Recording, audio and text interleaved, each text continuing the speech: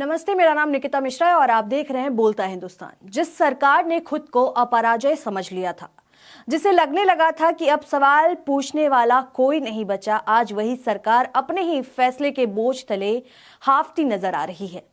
क्या है पूरा मामला, आगे जानते हैं कि आखिर क्या है ऐसा पूरा मामला जिसकी वजह से अब मोदी सरकार फंसती हुई दिख रही है। यूजीसी के नए नियम, promotion of equality higher education institute regulation 2026 सरकार के लिए सिर्फ एक नीतिगत फैसला नहीं रहे, यह फैसला अब राजनीतिक भूल और उससे भी आगे जाकर विश्वविद्यालय का प्रतीक बन चुका है। ऐसा हमारा कहना नहीं है, ऐसा सोशल मीडिया से लेकर सड़क तक वो लोग कह रहे हैं जो कल तक बीजेपी की जय जयकार करते थे। आज वही तमाम लोग कह रहे हैं कि ये जो यूजीसी की तरफ से रेगुलेशन लाया गया है वो गलत है, सरकार गलत कर रही है। देश भर में विरोध है, सड़कों पर नारे हैं, विश्वविद्यालयों में उबाल है और सबसे खतरनाक बात, बीजेपी के अपने ही लोग अब सरकार के खिलाफ खड़े हैं। ये मुद्दा देश भर में आग की तरह फैला है जो सिर्फ कैंपस नहीं सड़कों तक दिखाई दे रहा है। आज हालात ये है कि दिल्ली, लखनऊ, प्रयागराज, जयपुर, भोपाल, इंदौर, पटना, वाराणसी, हर जगह यूजीसी नियमों के खिलाफ प्रदर्शन हो रहे हैं। कहीं प्रधानमंत्री नरेंद्र मोदी का पुतला जलाया जा रहा है, कहीं गृह मंत्री अमित शाह के खिलाफ नारे लग रहे हैं और कहीं लोग खुले मंच से कह रहे हैं अब बीजेपी को वोट नहीं देंगे। शपथ ली जा रही है कि अब बीजेपी को वोट नहीं दी जाएगी। यह दृश्य बीजेपी के लिए सबसे डरावना है। सोशल मीडिया पर कई ऐसे वीडियो वायरल हो रहे हैं जिसमें लोगों द्वारा पीएम मोदी और अमित शाह के पुतले फूके जा रहे हैं। आप वीडियो देखिए, कैसे लोग मोदी और अमित शाह के पुतले को जूते से पीट रहे हैं और यूजीसी बिल को वापस लेने की बात कर रहे हैं। अब इसी मामले को लेकर सीनियर जर्नलिस्ट डॉक्टर राकेश पाठक सोशल मीडिया एक्स पर लिखते हैं, मोदी शाह के पोस्टर पर जूते। यूजीसी के नए कानून के विरोध में देश भर में सामान्य वर्ग सड़कों पर उतर आया है। विरोध प्रदर्शन में प्रधानमंत्री और गृह मंत्री के पुतलों पर जूते बरसाए जा रहे हैं।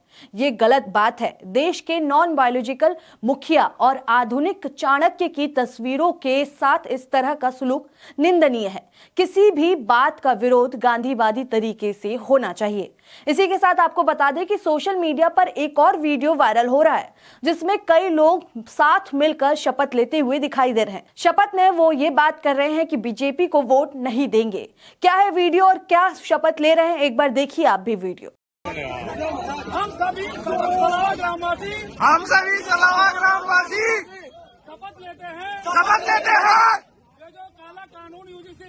ये जो काला कानून यूजीसी बिल केंद्र सरकार लाई है मोदी सरकार लाई है जब तक ये वापस नहीं होता हम मोदी सरकार को वोट नहीं देंगे। हम सभी कसम खाते हैं। तो देखा आपने वीडियो, लोग साफ कह रहे हैं कि जब तक इस बिल को वापस नहीं लिया जाएगा तब तक वो बीजेपी को वोट नहीं देंगे। वहीं अब लोग बीजेपी का झंडा भी अपने घरों से हटाकर नीचे फेंक रहे हैं। आपको बता दें कि यह विरोध विपक्ष के द्वारा नहीं किया जा रहा है, यह विरोध उनका अपना वोट कर रहा है। दरअसल मुद्दा क्या है, सरकार ने क्या कर दिया ये समझिए। सरकार का दावा है कि यह नियम समानता और सामाजिक न्याय के लिए लाए गए हैं, लेकिन जमीन पर संदेश यह गया कि एक वर्ग को स्थायी आरोपी बना दिया गया। निगरानी के नाम पर इक्विटी स्क्वाड बैठा दी गई। शिकायत का अधिकार तो दिया गया, लेकिन गलत शिकायत करने वाले पर कोई सजा नहीं। लोग पूछ रहे हैं, क्या अब पढ़ाई भी डर के माहौल में होगी? क्या अब हर बहस और हर असहमति को जाति से जोड़ दिया जाएगा? सरकार के पास इन सवालों का कोई सीधा जवाब नहीं है। अब देखिए यह फैसला सरकार के गले की फांस क्यों बन गई है। बीजेपी के राजनीति का आधार रहा है मध्य वर्ग, स्वर्ण समाज, वे लोग जो खुद को वर्षों से राजनीतिक रूप से उपेक्षित मानते रहे। यही वर्ग चुनावों में खड़ा रहा, सोशल मीडिया पर लड़ा, बहसों में ढाल बना और आज वही वर्ग कह रहा है हमारे साथ धोखा हुआ है। राजनीति में इससे बड़ा संकट कोई नहीं होता। जिसका नतीजा क्या आया, सामने बरेली के सिटी मजिस्ट्रेट अलंकार अग्निहोत्री ने इस्तीफा दिया। सरकार ने जवाब में उन्हें निलंबित कर दिया। यह सिर्फ एक अधिकारी की कहानी नहीं है, यह एक संदेश है। जो बोलेगा उसे कुचल दिया जाएगा, लेकिन नतीजा उल्टा हुआ। इसके बाद कई बीजेपी नेता, कई पदाधिकारी, कई सामाजिक संगठनों ने जुड़कर साथ में इस्तीफे देने लगे। ये इस्तीफा सिर्फ कागज के टुकड़े नहीं है, ये उस भरोसे का अंतिम संस्कार है जो कभी बीजेपी की सबसे बड़ी ताकत हुआ करती थी। आज वही लोग बीजेपी के खिलाफ सड़क पर दिखाई दे रहे हैं। जो लोग कल तक बीजेपी के मंचों की शोभा थे, आज वही शब्दों से सरकार को नंगा कर रहे हैं। यह सत्ता के पतन की शुरुआत का क्लासिक लक्षण होता है। बीजेपी के लिए यह आखिरी किल क्यों साबित हो सकती है? क्योंकि अब तीनों मोर्चों पर संकट है। सड़क पर विरोध जो हर दिन बढ़ रहा है, संगठन के अंदर टूट जो सार्वजनिक हो चुकी है, नैरेटिव का पतन, सबका साथ अब मजाक बन चुका है। जब किसी पार्टी का अपना समर्थक कहने लगे अब बहुत हो गया, तो समझ लीजिए कि ताबूत तैयार है, बस किल ठोकनी बाकी है। यूजीसी का यह नियम वही किल बनता दिखाई दे रहा है। आज सरकार कह रही है आप समझ नहीं पा रहे हैं, और जनता कह रही है आप सुन नहीं रहे हैं। सरकार ने शिक्षा को सुधारने के नाम पर समाज को बांट दिया और अपने ही वोटर को दुश्मन बना दिया। इतिहास में ऐसे फैसलों की कीमत सत्ता को चुकानी पड़ती है।